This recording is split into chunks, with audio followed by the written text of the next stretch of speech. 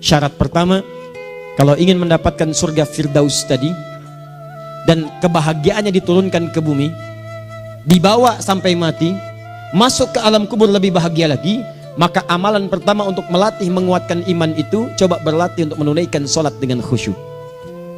Kalau Anda kerjakan benar sholat ini, maka apa yang Anda dapatkan? Teman-teman ingat betul, saya mau tanya sebentar.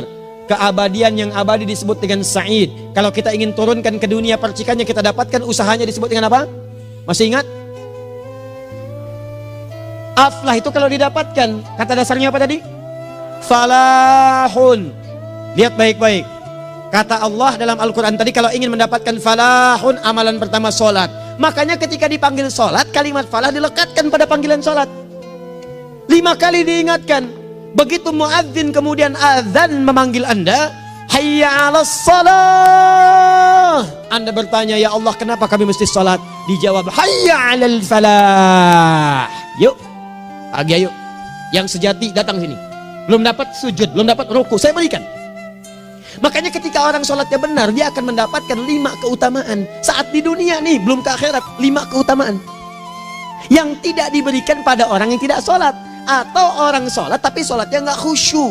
Sebab syarat mendapatkannya khusyuk, alladzina hum fi sholatihim khasyi'un. Bukan alladzina hum fi sholatihim saja, tapi ada kalimat khasyi'un. Artinya yang tidak khusyuk saja nggak akan dapat, apalagi yang nggak sholat. Apa yang 5 ini? Lihat baik-baik. 1, orang yang sholatnya benar, pertama kali sebelum mendapatkan kebahagiaan hakiki dari Allah Subhanahu wa Ta'ala, akan dirubah dulu perilaku hidupnya menjadi perilaku yang lebih baik. Kalau orang itu sholatnya benar, maka sholat itu akan melatih dia untuk berubah, bertransformasi jadi orang baik. Itu ada di Quran surah ke-29 ayat ke-45. Innas sholata tanha 'anil fahsya'i wal munkar. Sumber keburukan cuma 2, kalau bukan fahsya itu munkar. Orang sholat tidak akan pernah mencela. Orang sholat tidak punya kata-kata jorok. Jadi kalau ada sekarang orang yang sholat senang mencela orang lain, itu berarti ada masalah dalam sholatnya. Dan hidupnya nggak bahagia. Nggak bahagia. Aneh nih. Sholat tapi senang celah orang. Aneh. Aneh. Yang paling bahaya adalah menikmati celahannya. Itu yang paling aneh. Anda ngaji, Anda ikut taklim, taklimnya sesuai Quran, taklimnya petunjuk sunnah. Anda sholat, Anda puasa, tapi Anda masih senang mencela orang lain dan menikmati celahan itu. Kalau nggak mencela, kayaknya nggak komplit kehidupan. Maka ada yang salah dengan ibadah Anda. Ada yang keliru. Karena mustahil taat bertemu dengan maksiat. Itu mustahil. Mungkar, keburukan yang diingkari oleh hati, sumbernya nafsu perut dengan akal. Bohong, mencuri, menipu, membunuh, merampok, membegal, mabuk dan sebagainya, itu namanya mungkar. Orang sholat gak mungkin mengerjakan mungkar. Jadi kalau sholat kita benar, cukuplah Anda sholat, maka Anda akan jadi orang baik. Makanya kata Nabi, Anda punya anak dari kecil ajarin sholat. Sholat, kalau naik jadi balik, kerjakan terus. Kasih pelajaran membuat dia mengerti. Kalau masih susah, berikan pelajaran. Ini sering diterjemahkan dengan memukul. Mukul di Arab beda dengan konteks mukul sekarang. Mukul di Arab tuh ngasih pelajaran supaya ngerti. Anda bisa terjemahkan dengan konteks lain. Uang jajannya tahan, yang kesukaannya simpan dulu. Bisa dengan konteks kekinian. Tapi poinnya, kenapa anak Anda dari kecil ajarin sholat, sampai kenalkan dengan masjid, ajari 3 tahun bawa ke masjid, kenalkan dengan masjid. Gak ada masalah lari-lari itu sebelum waktu sholat. Kenalkan dulu. Dulu orang-orang tuh begitu, sebelum waktunya dikenalkan jalan, begitu lari biarin dulu. Setelah itu diberi pengertian. Nah, ini bukan tempat berlari, yang berlari di sana nanti, yang di sini nanti akan ada orang-orang baik semuanya. Terus anda lihat berbaris, baris rapi. Kalau pengen baik ikutan baris nanti.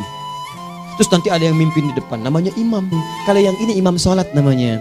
Imam sholat itu nanti akan pimpin menyembah Allah. Allah siapa ayah? Allah itulah yang memberikan ayah rizki.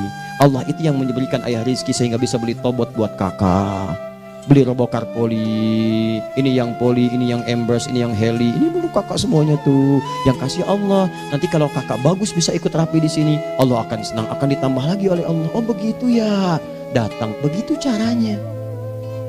Ini bukannya waktu sholat belum dikenalin udah dibawanya main-main di masjid.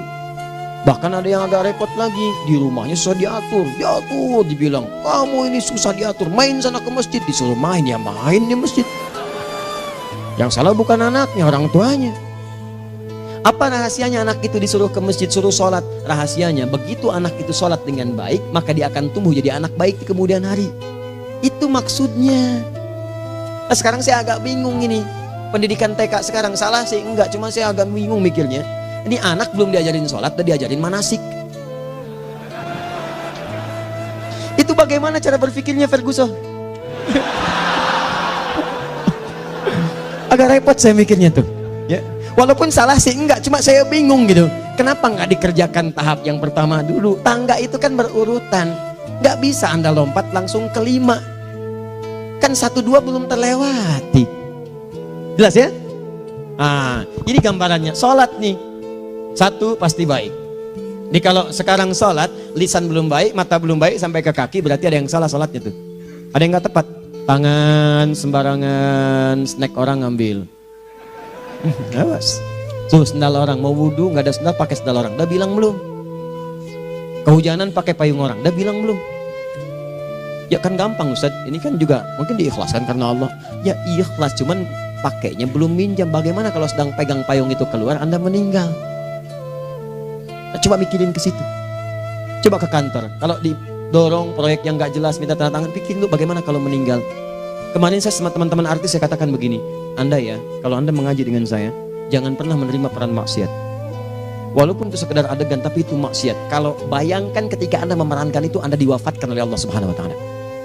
Maka demi Allah saya katakan tidak ada faedahnya Anda ngaji sekarang, ngaji besok. Ketika Anda menerima peran itu, Anda wafat dalam keadaan bermaksiat di hadapan Allah Subhanahu Wa Taala. Maka saya pun katakan pada Anda, ayo belajar yang betul.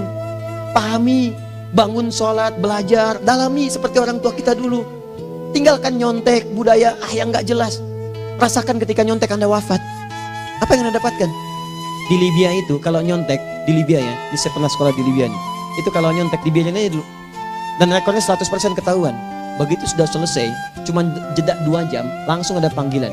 Si Fulan silahkan datang ke kantor. Apa yang disediakan di kantor sudah siap. Anda diberi waktu 2 jam dari sekarang, siapkan beres-beres koper Anda. Di sini tertulis Anda akan pulang. Tiketnya sudah lengkap, dikawal 2 orang. Dituliskan di situ anak ini nyontek gak boleh kembali ke sini. Libya. Gak ada zero tolerance bagi yang seperti itu, keluar. Kami gak terima di sini. Harusnya begitu. Gak ada faedahnya. Yang kita butuhkan amalan dari ilmu, bukan nilai-nilai itu sementara. Gak ada. Sudah. Nah ini akhirnya begini kualitasnya nih. Tertulis di ijazahnya bagus, cum laude, IPK-nya 4, tapi nggak ada aplikasinya. Yang pintar banyak, kita butuh yang baik, pintar yang baik. Sekarang yang pintar banyak, kepintarannya dipakai untuk nipu orang. Itu yang bahaya. Ahli hukum banyak yang dihukum. Ahli ekonomi tidak bisa mengangkat perekonomian. Apa yang salah? Apa yang salah? Ini yang jadi persoalan. Tapi dasar manusia, begitu di sidang mulai pakai peci, pakai baju koko, pakai tasbih, dan pakai kerudung. Luar biasa. Nih 2. Orang kalau sholatnya benar, Allah akan berikan ketenangan dalam jiwanya. Tenang hati. Jangankan musibah kecil, musibah paling besar pun tenang aja dia. Tenang, dia paham rumusnya. Allahu Akbar. Turun Quran. Surah ke-13 ayat ke-28. Ala bidzikrillahi tatmainnul. Yakinkan pada dirimu, zikir kepada Allah membuat hati tenang. Di antara turunan zikir amalannya adalah sholat. Dari mana taunya? Quran surah ke-20 ayat ke-14. Innani anallahu la ilaha illa ana fa'budni wa aqimis salata lidzikri. Saya Allah, kata Allah ke Nabi Musa. Tidak ada Tuhan selain saya, sembah saya. Bagaimana menyembahmu ya Allah? Tunaikan salat sebagai zikir kepada saya, zikir. Nah, maka kalau Anda sedang tidak tenang, ayo ke masjid. Banyak zikir itu, baca Quran zikir. Quran surah 15 ayat 9. Inna nahnu nazzalna dzikra. Kami turunkan Al-Quran sebagai zikir. Jadi kalau Anda sedang baca Al-Quran, Anda sedang berzikir. Ibu kalau sedang gak tenang, Bu, gelisah, gak enak, gak usah mengeluh, apalagi bikin status gak karuan. Ibu wudhu, ambil mushaf baca. Begitu sedang baca ada ketenangan dalam jiwa. Berdoa, zikir. Kalau sedang gak tenang, besok ada proyek, doa dulu. Doa itu memberikan ketenangan. Makanya doa disebut dengan zikir. Quran surah ke-7 ayat 205. Wadhkur rabbaka fi nafsika tadarruan wa khifatan wa dunal jahri minal qaul. Ayo berzikir, minta kepada Allah dengan segenap jiwamu, mohon dengan penuh ketawaduan. Nanti ketenangan diberikan. Menghafal Quran, baca itu zikir. Quran surah ke-54 ayat 17, 22, 32, 40. Walaqad yassarnal Qur'ana lidzikri fahal mim mudzakir. Menyebut nama Allah, Al-Asmaul Husna itu zikir. Sedang ada persoalan, ya Allah, ya Allah, ya Allah, ya Rahman, ya Rahim, ya Malik, ya Qudus, ya Allah, ya Allah, ya Allah, ya Allah. Zikir. Dalilnya Quran surah kedua ayat 152. Fadhkuruni azkurkum. Sebut namaku, zikir, apapun akan mengingatmu. Gimana menyebutnya? Ditafsir di Quran surah 17. Ayat keberapa? 110. Qulid Allah awid Rahman ayyamma tad'u falahul asmaul husna. Sebut sebut nama Allah. Itu menentramkan pada jiwa. Sedangkan sholat gabungan dari semua zikir tadi. Bukankah dalam sholat Anda baca Al-Quran? Bukankah dalam sholat Anda menghafal Al-Quran? Bukankah dalam sholat Anda berdoa? Bukankah dalam sholat Anda istighfar? Anda mohon digabungkan semua itu. Amalan sholat menggabungkan semua jenis zikir. Masa Anda nggak tenang juga? Makanya sholat, jangankan sholat ya, tempat sholat itu yang menenangkan. Tempat sholat, tempat paling tenang di muka bumi. Kalau nggak percaya silahkan ya, Anda sebelum masuk ke Istiqomah ini, begitu Anda masuk kan perasaannya beda kan? Lain. Silahkan cek, kalau cari ketenangan datang ke masjid. Masuk, wudhu masuk, sholat 2 rakaat, tenang. Dekat kipas angin, saking tenangnya, plak, ngantuk tidur. Beneran, enak. Makanya saat Ramadan kalau orang pengen cari ketenangan, lihat. Di perusahaan-perusahaan penuh tuh musola, pada tidur. Ya, mengamalkan hadis palsu. Ya, dia musoim ibadah, tidurnya orang puasa ibadah, hadis palsu. Nah, itu teman-teman. Itu gambarannya tiga. Orang yang salatnya khusyuk benar, itu dijamin langsung oleh Allah Subhanahu wa taala akan dimudahkan semua urusan hidupnya termasuk rezekinya. Ini yang saya katakan. Jadi saya katakan tadi, di akhirat ini, di surga, rezeki tinggal ngambil. Anda kalau benar sholatnya, itu langsung dijanjikan oleh Allah. Rezeki itu nggak perlu Anda banyak pikirkan. Ikhtiar sedikit, datang. Bahkan dari sisi yang tidak Anda duga. Apa dalilnya? Quran surah ke-65 ayat 2 dan 3. Ditafsir di Al-Baqarah ayat 2 dan 3. Wa may yattaqillaha yaj'al lahu makhraja. Ada orang yang meningkatkan takwanya kepada Allah, kami mudahkan urusan hidupnya. Setiap persoalannya diberikan jalan keluar, mudah. Solusi. Setiap ada problematika, ada solusi. Wa yarzuqhu min haitsu la yahtasib. Dan kalau dia ingin mendapatkan rezeki, bahkan kami kirimkan dari sisi yang tidak dia duga. Orang lain capek ini datang lagi, tawaran proyek datang lagi. Utsman tuh Masya Allah kayanya banyak, tapi yang paling dirindukan bukan saat mendapatkan peningkatan omsetnya, yaitu saat dia mendapatkan waktu khusus dengan Allah untuk sholat malam hari, sampai-sampainya sempat sholat tahajud sampai khatam Al-Quran. Abdurrahman bin Auf demikian, Tamim Ad-Dari demikian, sholat karena tahu sholat itu meningkatkan rizki. Karena tahu kuncinya ada di situ, Allah yang punya rizki, disebut dengan Razak, pemilik rizki. Maka saya harus punya hubungan dekat dengan Allah.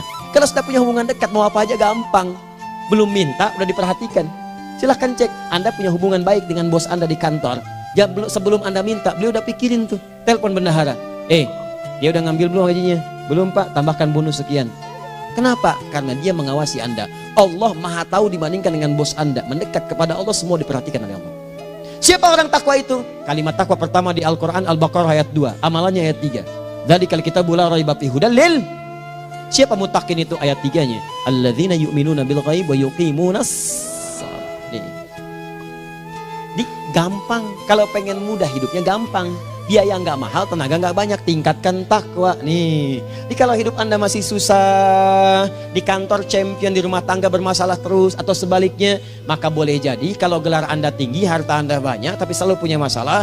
Bukan Anda kurang hebat, bukan Anda kurang kedudukan, bukan Anda kurang kaya, Anda kurang takwa.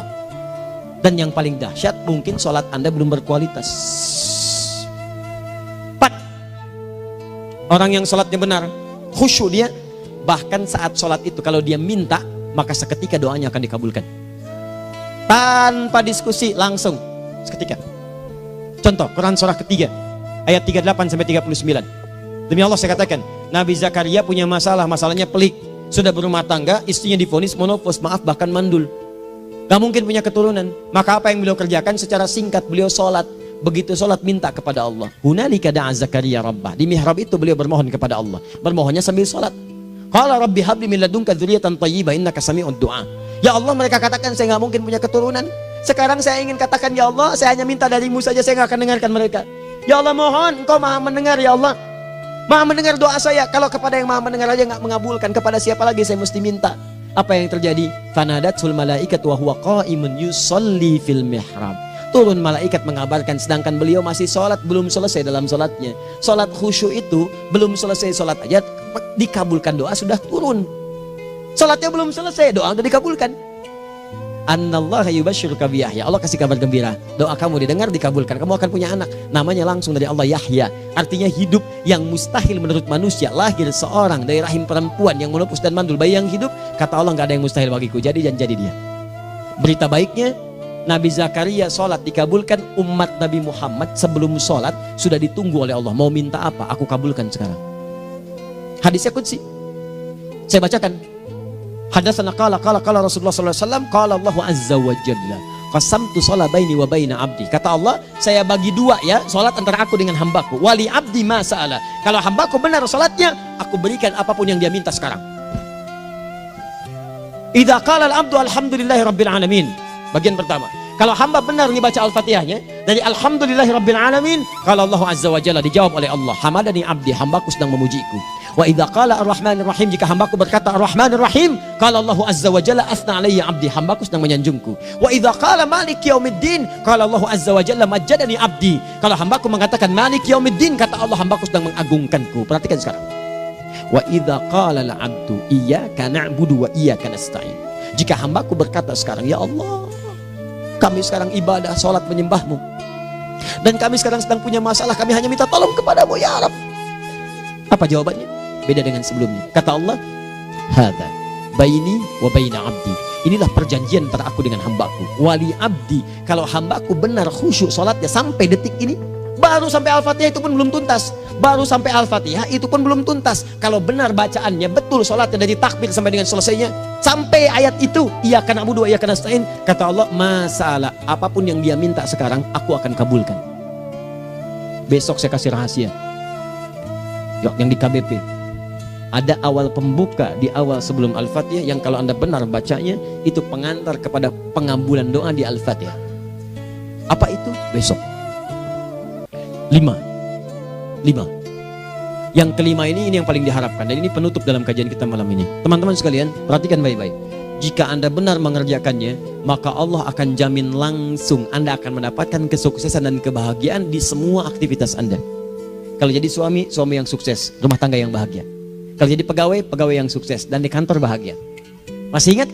Kesuksesan yang menghadirkan kebahagiaan, konteksnya dunia disebut dengan falah, dipegang disebut dengan aflah. Dikembalikan lagi ke atas, ke surah ke-23 ayat 1 dan 2. Qad aflahal mu'minun. Apa amalannya? Alladzina hum fi salatihim khashi'un. Persoalannya, kalau Anda salat belum mendapatkan satu di antara 5 ini, apa masalahnya?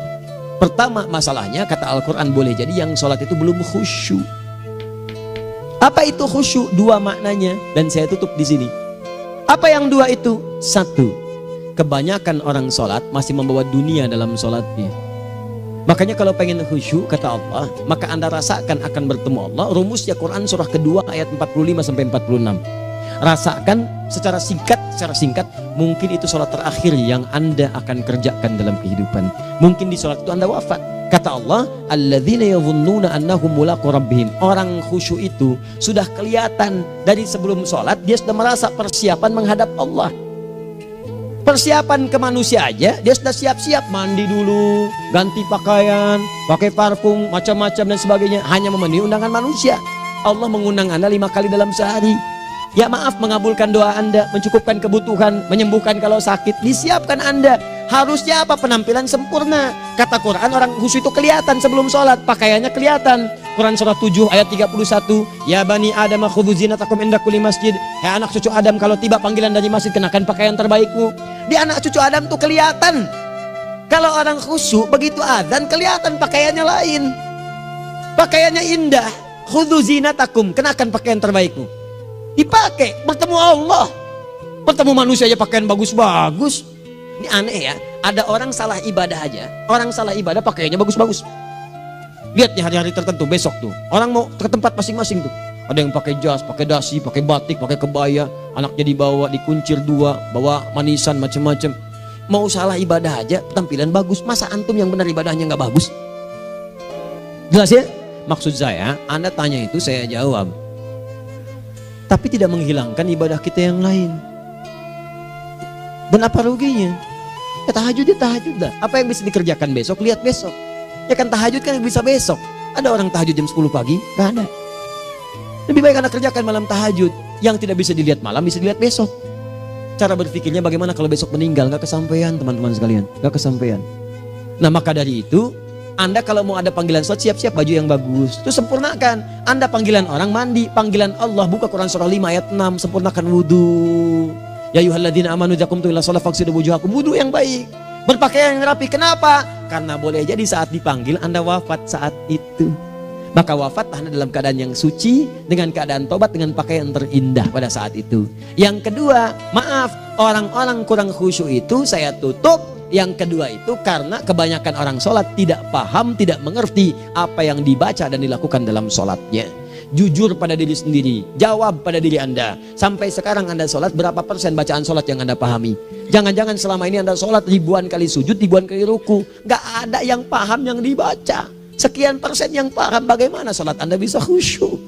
Pekerjaan Anda dipahami, urusan akhirat Anda gak dipahami. Di mana cara berpikirnya? Aku yang bagaimana atau engkau yang harus bagaimana? Ya, coba berubah. Nah, ini baru satu amalan, belum yang lainnya. Ada 5 amalan lagi yang kalau kita bisa turunkan itu, selain sholat yang khusyuk, maka jaminan tadi akan datang. Baru sholat khusyuk aja 5 datang, apalagi ditambah dengan 5 amalan lainnya lagi. Demi Allah saya katakan, dunia kecil sekali, gak ada nilainya. Akhirat aja enak, nikmat. Saya ketemu Ustaz Arifin beberapa waktu lalu, dan kita doakan semoga Allah berikan kesembuhan, kesehatan. Saya datang, biasa kita adabin berdoa, duduk. Bang istirahat, bang butuh istirahat, umat udah nunggu. Dah gak usah mikir yang lain, karena beliau cerita masjid, cerita zikro, cerita mana lagi. Ya, insya Allah. Nitipin ini, nitipin itu dan seterusnya. Dan yang paling indah adalah, bang kita saling panggil weekend. Nikmat. Gak ada yang senikmat ini. Zikir Allah, doa. Nah bayangkan sakit tapi masih nikmat gitu. Nikmat. Iya bang, saya paham. Istirahat dulu.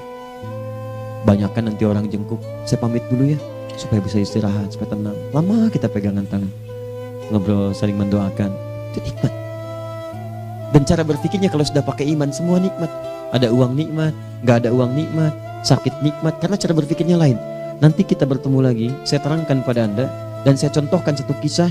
Bahkan ketika ada orang yang diuji Allah dengan ujian yang sangat luar biasa, yang menurut sementara orang itu ujian sangat luar biasa menggetarkan jiwanya dan susah untuk bertahan, tapi orang ini nikmat saja menjalaninya. Nikmat. Ada yang di rumah tangga, ada yang di macam-macam, contohnya banyak. Satu contoh saya berikan di malam ini. Sekali suami istri, wah luar biasa. Istrinya itu cerewetnya Pak, bukan cuma cerewet, ngeselin bagi suaminya. Maaf Bu ya, bukan ibu maksudnya. Jadi semua yang dikerjakan suami salah. Pengen mangga, ayah kalau kita sekarang dibeli mangga. Kenapa mangga yang ini? Saya pengennya mangga yang lain. Belikan mangga, kenapa beli mangga aja? Jeruknya mana? Jeruk, semua. Pokoknya semua yang kerjakan suami salah. Tapi suami tidak pernah mengeluh. Ini kerjakan, itu kerjakan. Satu kali, perhatikan cara memandangnya. Ketika iman sudah masuk ke dalam jiwa, kata temannya, akhi, istri kamu ini begini, nyusahin kamu. Kenapa kamu gak cari yang lain? Kan gampang ada syariat. Udah pisahin aja, cari yang lain. Kamu tenang ibadah. Apa jawabannya? Allah sudah turunkan surga ke saya lewat dia. Kenapa kamu meminta saya untuk menjauhinya dan meninggalkan surga saya? Di cara melihat dia, bukankah ketika ada berbagai keluhan saya sabar? Bukankah sabar mendekatkan saya ke surga? Allah kirimkan tipikal istri seperti ini supaya mendekatkan saya ke surga. Dengan itu kan saya banyak pahala. Saya sabar, pahala banyak. Sudah Allah berikan pahala kepada saya. Kamu malah nyuruh saya untuk berpisah dengan pahala itu. Perhatikan cara berpikirnya, indah.